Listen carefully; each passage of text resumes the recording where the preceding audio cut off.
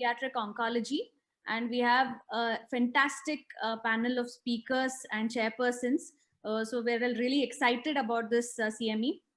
I welcome on board all our respected speakers, chairpersons, and other senior faculty, and all the participants who are joining us for this great academic feast.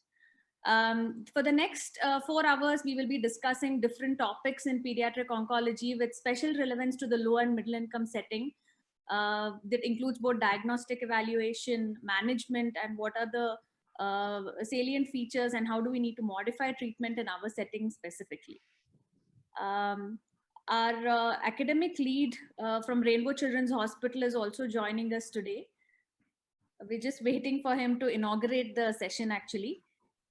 Meanwhile, I would like to welcome our chairperson for the first talk, Professor Dr. Atk Rauscher. So sir has been my pediatrics teacher right from my undergraduate days, have immense respect for him. He's now the visiting consultant at St. Martha's Hospital, Bangalore, and also the head of pediatrics at SIMS Tumkur.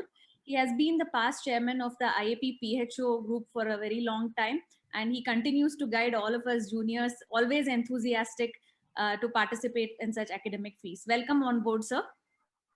Thank you, Vasudha. Should we take over now or should we wait for the inauguration? Can we just wait for a couple Yes, certainly. Thank you, Vasudha. Yeah, lovely introduction. And so no wonder you're one of my favorite undergraduate students.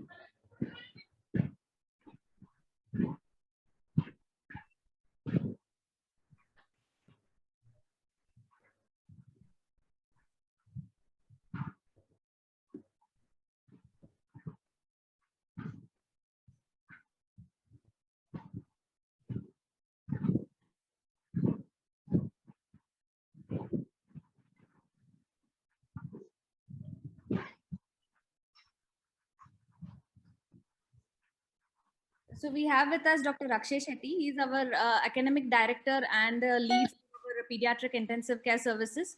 Very passionate about pediatric oncology. He has been driving this program to really reach greater heights. Have planned a lot of activities in the month of September. Welcome, sir. If you could kindly inaugurate the session so that we can start off. Yeah, good morning, everyone, and thank you very much, Vasudha, for the introduction. And on behalf of Rainbow Children's Hospital, on behalf of its clinical services and academic program, I welcome all the faculty members and the delegates to join today's CME on current concepts in pediatric oncology.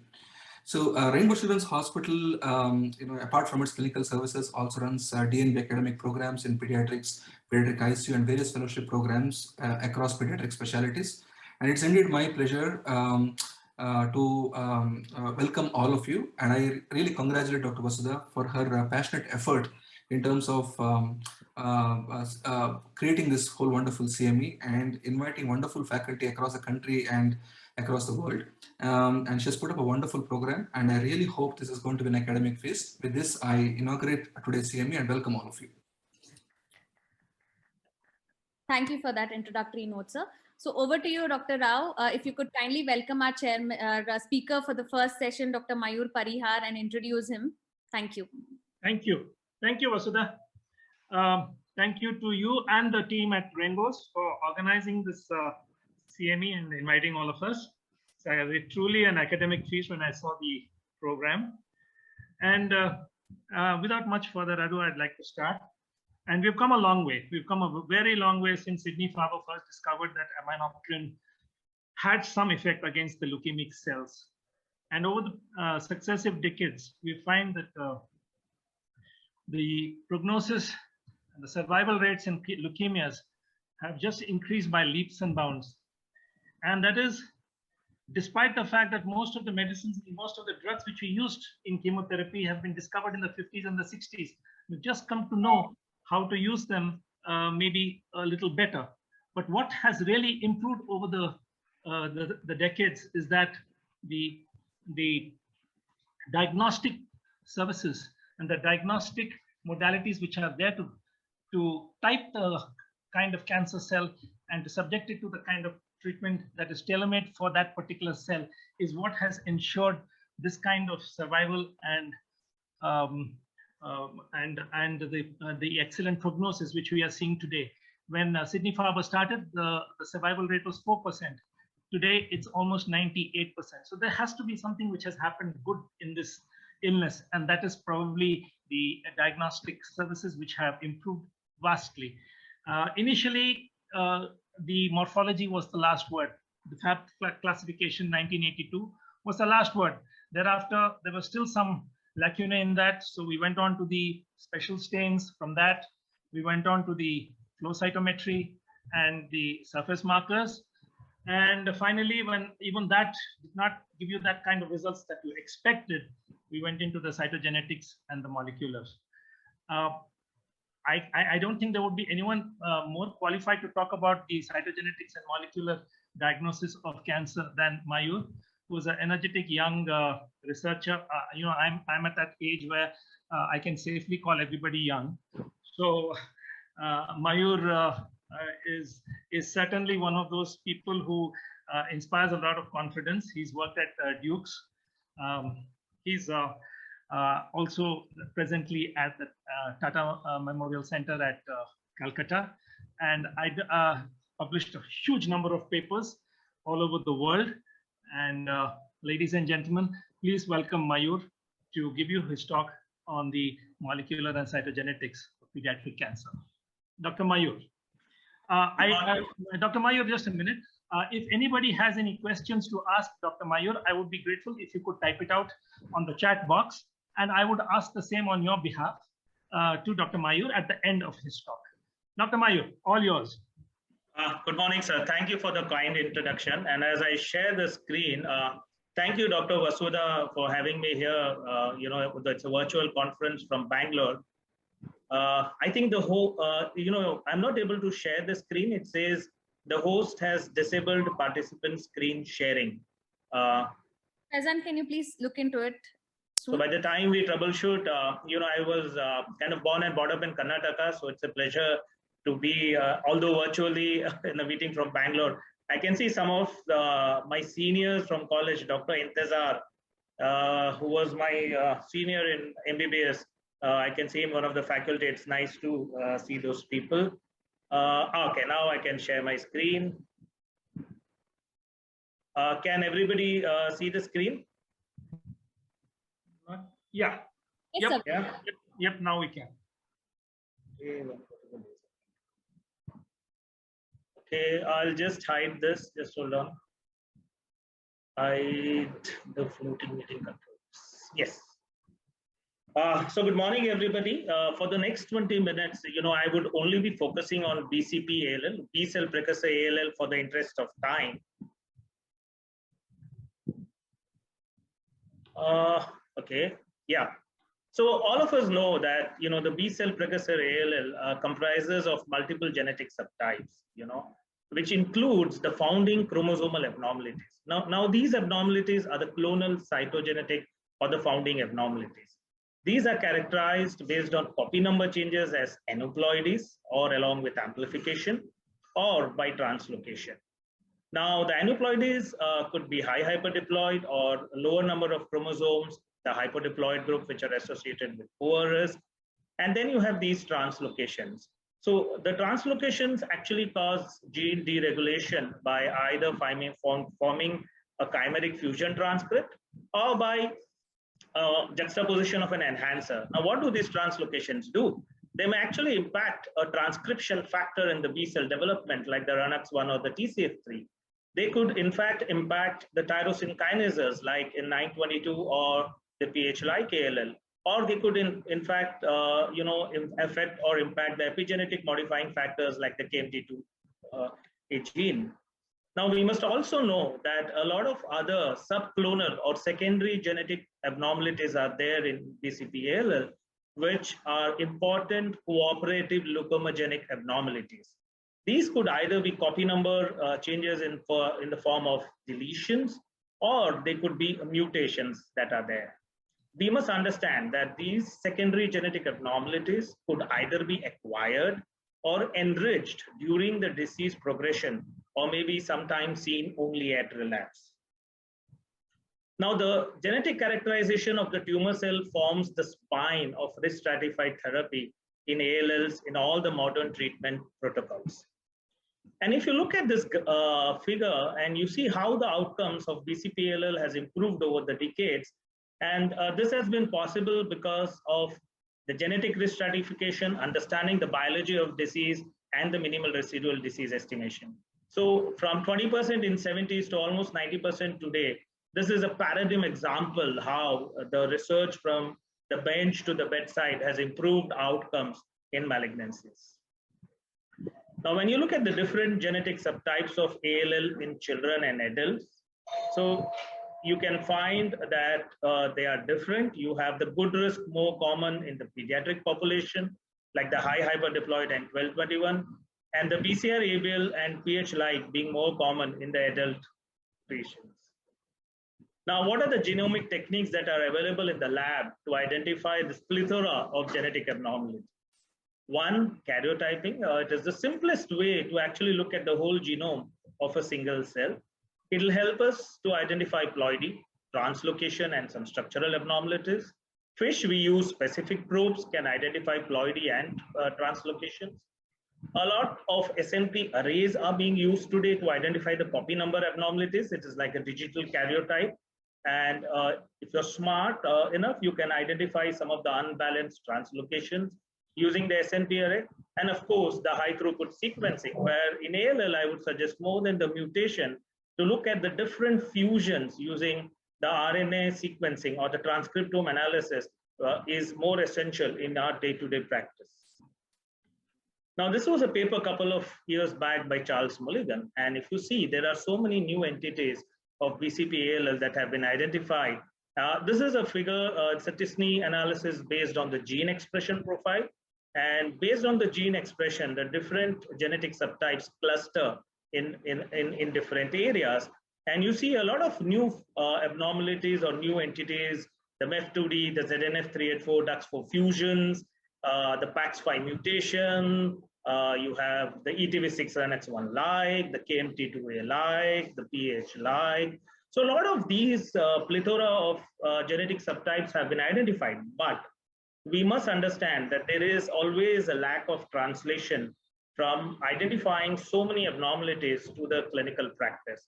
And why is that? Yes, there is a patient population heterogeneity in terms of the studies that have been done in different parts of the world. There are different treatment protocols for sure, and the prognostic importance is specific to that specific clinical trial that has included this risk stratification. There are methodological differences in identifying these genetic abnormalities. I will show you how. There are differences in reporting, and that is what would result in conflicting outcomes. And of course, differences in statistical methodologies. So all of these actually are responsible for lack of translation of all these prognostic genetic subtypes into practice across or uniformly across the globe. But what we know is that the cytogenetic abnormalities, that is the hyperdiploidy, the aneuploidies, and the rearrangements are associated with outcomes and prognosis. So high hyperdiploidy is good risk, hypodiploidy is poor. IAM21 is a poor risk abnormality, and the rearrangements, 1221 being good, the BCR-ABL or the 922 bad, MLL bad, and E2HLF bad. So we should, I think in India, first be very focused to at least identify these clonal or founding cytogenetic abnormalities. So when we started the iCycle and we were actually looking for a strategy for the country, I realized that it would be difficult to have karyotyping, as a uniform for across the country. So we developed what is called as a triple or a 4-FISH screening tool, which would actually identify the different cytogenetic abnormalities. So what is our strategy at Tata Medical Center? We use 3 FISH probes initially, the 1221, the MLL, and the BCR-ABL. We use the 1221 first.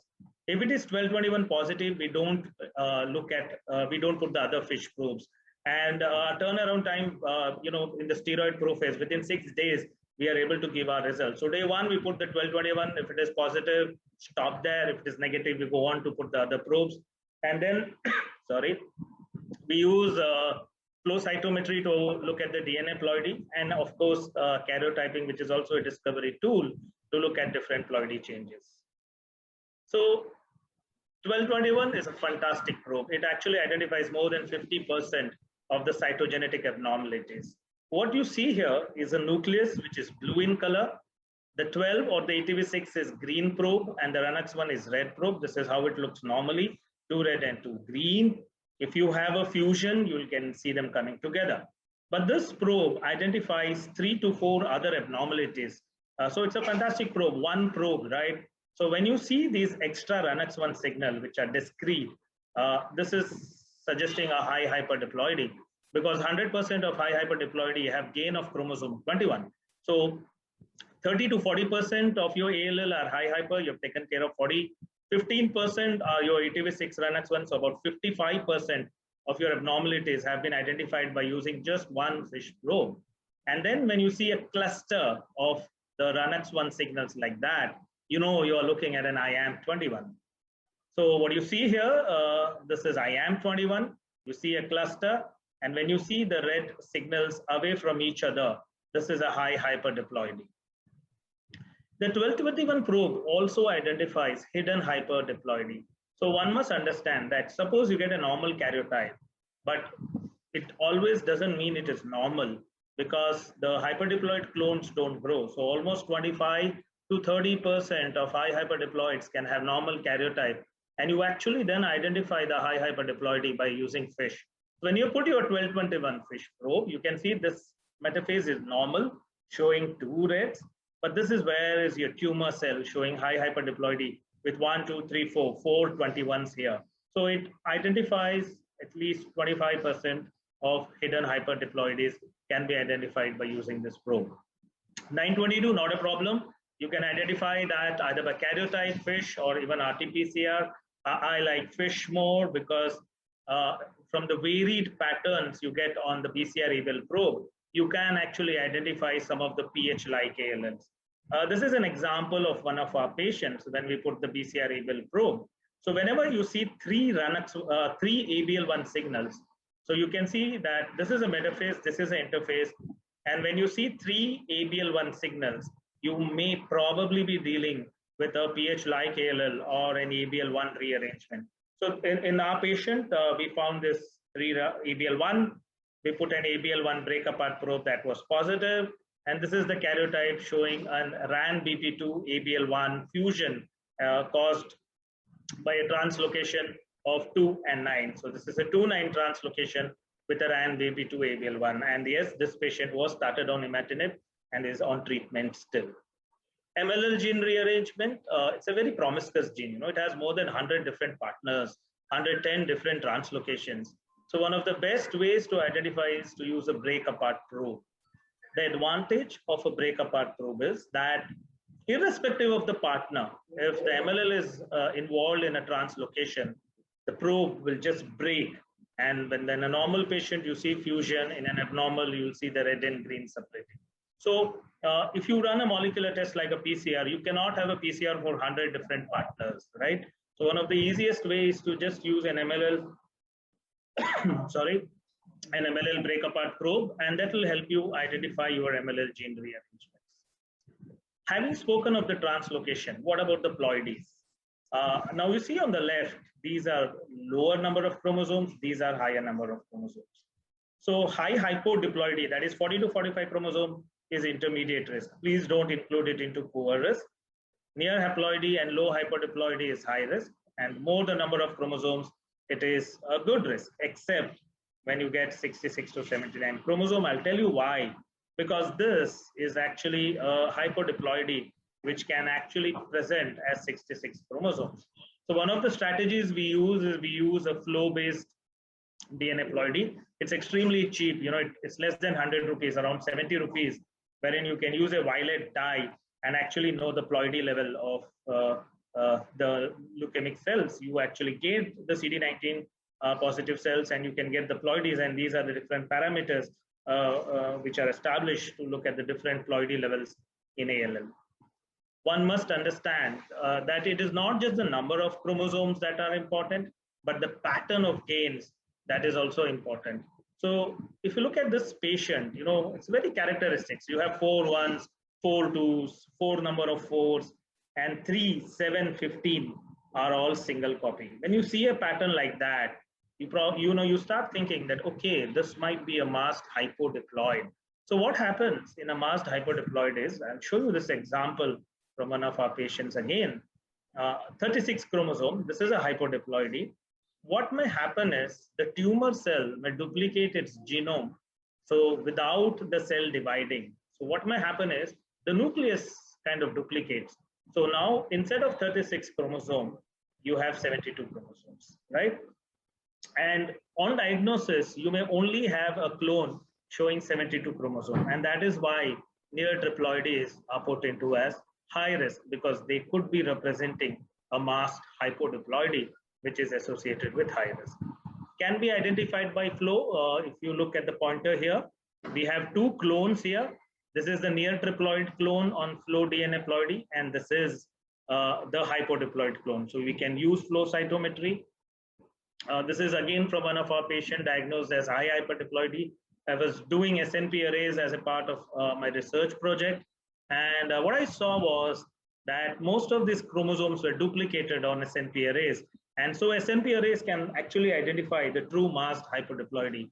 But hey, these cost a lot of money. This patient also had a TP53 mutation. So well, we knew that it was a hypodiploidy, which was actually masquerading as a high hyperdiploidy. So these chips cost a lot of money, but in India, for us, the fish is cheaper than the chips. So we wanted to look at a strategy wherein, because you can't keep running SNP arrays, we are working towards low cost arrays, and hopefully we'll have them in future. So we need to go with fish, and this is the strategy which we have published recently about using a fish strategy, wherein based on the flow ploidy, on the chromosomal pattern, we then look for certain monosomies and are able to identify a masked hypodiploidy. So coming to this basic risk stratification, what is the cost of this cytogenetic risk stratification? A triple fish, if you do it in your lab, will cost you maximum 3,000 rupees or less than that. I think maybe on a private lab could be charged 8 to 10,000 or even less. Flow ploidy is 100 rupees and karyotyping is 3,000 rupees. So if you see, I think with less than 10,000 rupees, you can actually identify most of your patients, more than 90% of your patients can be identified for your treatment-based risk stratification. Well, if you look, this is from our data, we have a lot more high hyperdiploid compared to West, but we also have 35% of patients which are neither good risk nor bad risk. And these are called the B others. I like to call them the bother group because it's a big heterogeneous group which includes both good risk cytogenetics as well as bad risk genetics. Now, there are different strategies which have been used across the world to look at the different B others and split them into different entities. We can look at them as fusions like the ABL1 class or the PH-like, the JAK2 class, again a part of PH-like. Then you have the IGH fusions, the ZNF384 and MEF2D fusions, and so on. In terms of relation to treatment outcomes, copy number alterations like Icarus deletion, which is associated with a higher risk of treatment failure, and the Icarus plus, which has IKZ of PAX5, CDK2, and PAR1. And then there has been gene expression for BCR-ABL-like, ETV6-1X1-like, KMT2 and like, and so on. So when you look at the genetic profiling of B other ALL, the PH-like fusions can be identified both on RNA as well as FISH. You have the PAX5 rearranged. It's interesting to know them. They do not have a prognostic significance yet. IGH, depending on the partner, DUX4 is good risk, and then you have the other fusions. Oops, the slide is not changing. So I would like to talk about the PH-like ALL because this is what everybody is so interested about. What is a PH-like ALL? How do we identify a PH-like ALL? Now, for the youngsters, the PH-like ALL actually was recognized in 2009, where two papers came, one in Jan and one in Feb, about identifying an entity based on gene expression. One was by the St. Jude and the other one was by the Dutch group. So what they did is they did gene expression, and they wanted to see whether based on gene expression, the different cytogenetic subtypes cluster. And yes, they were clustering. And what they also found out that when they looked at those patients that clustered based on their gene expression into the BCR-ABL group, there were patients who did not have a BCR-ABL fusion. And that is why patients who have a gene expression like Ph positive ALL, but do not have a do not have a 922 translocation or BCR-ABL fusion, and they were called the Ph-like ALL, and the Dutch called them the BCR-ABL-like ALL. Of course, they are associated with high risk. Now, how do we diagnose Ph-like ALL? First thing, identify the B others. Rule out the aneuploidies by using the FISH. And there are two strategies. You could actually start screening all patients. What we do in our hospital right now is a reactive strategy, wherein all patients with high WBC count or a poor treatment response, MRD positivity, and M3 marrow, treatment failure, older age are the ones we go, and once they are a B other, we go about identifying them. Gene expression studies, we don't do it. I'll tell you the cons of it. But what we focus on is to identify the genomic alterations which characterize the Ph-like the kinase activation, because yes, we have a treatment, we have tyrosine kinase inhibitors that can be given in these patients, and cytokine receptor signaling or the CRLF2, which can be identified using a combination of flow and FISH. So we look at ABL class fusions using extended FISH studies at present as a reactive method, but of course you could use a targeted RNA sequencing to identify all of these. And then we are guided by our flow cytometry, wherein we look at the CRLF2 expression and then follow these patients on FISH studies. So what is Ph-like BCR-ABL-like? Yes, it is a gene expression signature number one. Right now, if you look, there is no uniformity around the world regarding that. For example, the St. Jude guys used 255 probe sets. The Dutch used 110 to identify the same Ph-like. Now, CRLF2 is one of the core genes for the US group, whereas for the Dutch, it is not included in the Dutch BCR-ABL-like signature. So can be a little difficult to identify them based on gene expression. But what is important for us is to identify the genomic alterations in the Ph-like that are potentially clinically actionable and that are significant. For example, identifying the ABL kinase fusions, and these patients could benefit. So JAK inhibition, ruxolitinib for JAK2 rearrangements in the Ph-like, or the ABL class fusion where you have the ABL1, ABL2, PDGRF alpha, PDGRF beta. So it is essential to identify these. So we focus more on identifying the kinase alterations rather than going about Ph-like ALL, because we are more interested in looking at what is targetable action. So we follow the same strategy here. We look at flow, CRLF2 high, we look at CRLF2 FISH. And for all those patients which are high MRD and M3 marrows, we do a FISH panel for Ph-like ALL and identify these ABL kinase rearrangements. Now there are different fusions, and what is our strategy? We are really guided a lot by correlating the clinic age of the patient, the morphology, the flow cytometry, and we go fishing based on that. For example, a patient CD38 positive, negative for CD10, you fish him for MEF2D, MEF2D was positive. Another patient with CD10 dim and negative, first diagnosis is MLL. If it is MLL negative in your initial triple fish screen, patient has an aberrant 1333 with dim to negative CD10, fish him for ZNF384 fusions, and you identify them. So this is how we have been actually going on a targeted basis and identifying some of these. Having talked about that, the B others have also been further stratified based on copy number abnormalities. So a good risk cytogenetic stays good risk, a high risk stays high risk, and the intermediate or the B others based on Icaros and Icaros plus would further be identified as good risk or poor risk. And so Icaros has multiple deletions. It has intragenic deletions. You could have whole gene deletions. And Icarus deletions is just another example as how this entity has not had kind of uniform outcome predictions in different treatment protocols, because different groups have used different strategies to identify Icarus deletions. So when you use an MLPA or a SNP array, the sensitivity is 25%. People, some like the Sheck use the PCR, which is much more sensitive and would be able to identify smaller clones with Icarus deletions. So these are the multiple ways to detect an Icarus aberration.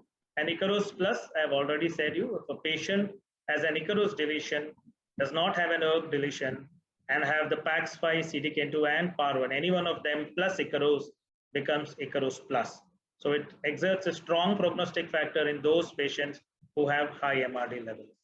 Now, is it essential to know all of these? So I feel once we have identified the standard cytogenetic abnormalities, we do have a subset of high risk. So in the good risk, you could actually use reduced intensity treatment, but it's nice to identify the newer entities and different entities, because now you have more and more different therapies that are available, and more so these therapies are now available in India. So you could use a bortezomib treatment in MEF2D and HDAC inhibitors for MEF2D rearranged, FLT3 inhibitors for ZNF384 rearrangement. So the more we tend to identify this high risk ALL, we have new therapies that are available to treat these patients. I'll just end by showing a last case how integrated genomics help you to identify all kinds of patients. So this was our patient, a high hyperdiploid on karyotype. We did an array, it identified a high hyperdiploid. Now this patient also had a PAR1 deletion, so it was CRLF2 rearranged. It had an Icarus deletion, so there was an Icarus deletion, and had a JAK2 mutation. So this, as I said, instead of calling PH or PH-like ALL, this is an example of a kinase activated ALL within the high hyperdiploid subgroup. This patient, of course, relapsed and is now on treatment. So I'll just summarize. It is essential to identify good cytogenetic risk patients, which are fortunately for us 55% of pediatric ALLs. Identify patients with targetable tyrosine kinase rearrangement or the kinase activated ALL, which these patients could be targeted. I'm not talking about the MRD thresholds for different cytogenetic, but there are papers about the different subtypes. The 3-fish panel or the 4-fish with flow ploidy risk stratifies 99% of pediatric ALLs. And yes, some of these microdeletions are associated with higher risk of treatment failure. Thank you. Thank you so much. Thank you, Mayur. That was fabulous. That was absolutely fabulous. You made a very, very complicated topic so simple. The hallmarks of a great teacher. My chat box is empty. I do not have any questions from the audience. The topic is open. Does anybody want to ask a question to Dr. Mayur?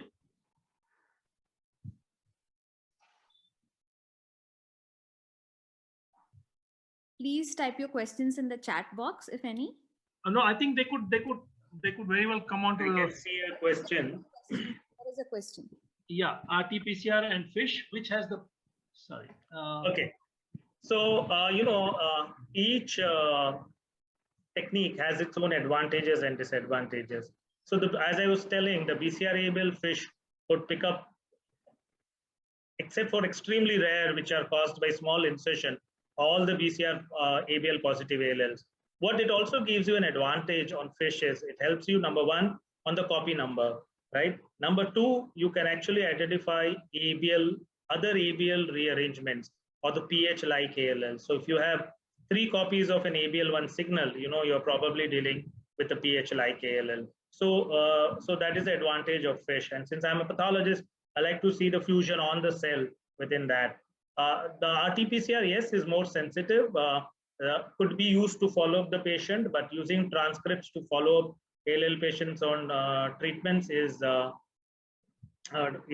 difficult, right? Has its own issues, and it will not pick up the unusual transcripts. The RT-PCR will not pick up the unusual transcript, which FISH can. And I can see a second question. How do you pick up when the end of induction MRD is high? how do you get a sample for further molecular? So, well, we always have the diagnostic sample. So at the end of induction, if your MRD is positive, right, at that point of time, we straight away use the diagnostic sample for further molecular workup and identify the abnormalities. Yes. Question, Mayur.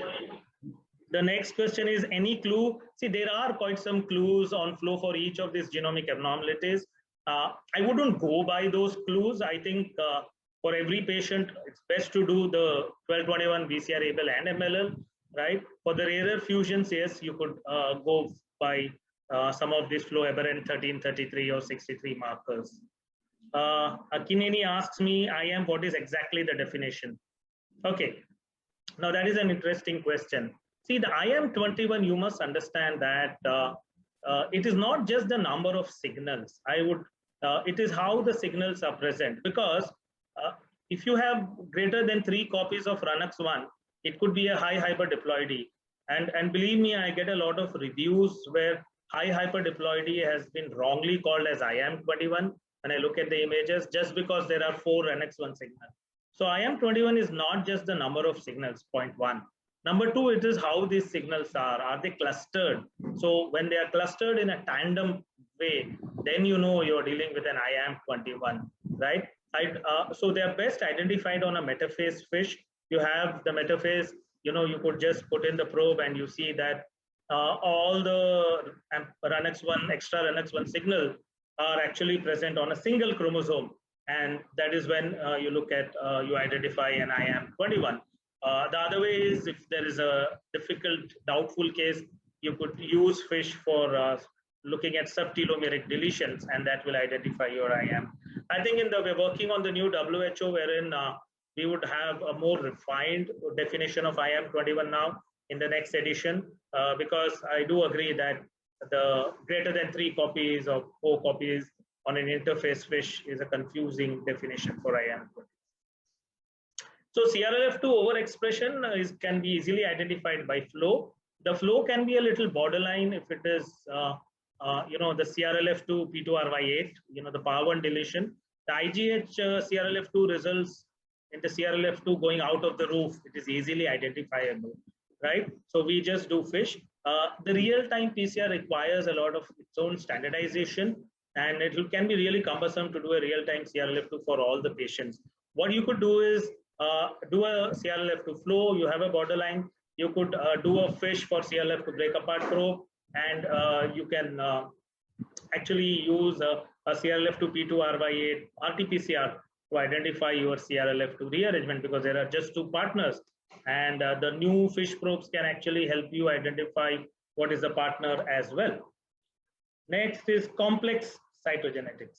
Okay, so complex cytogenetics, the complex karyotype is more so now sometimes used in adult ALL, not so much in pediatric ALL. So the definition of a complex karyotype associated with high risk is more so in AMLs, but not in ALL.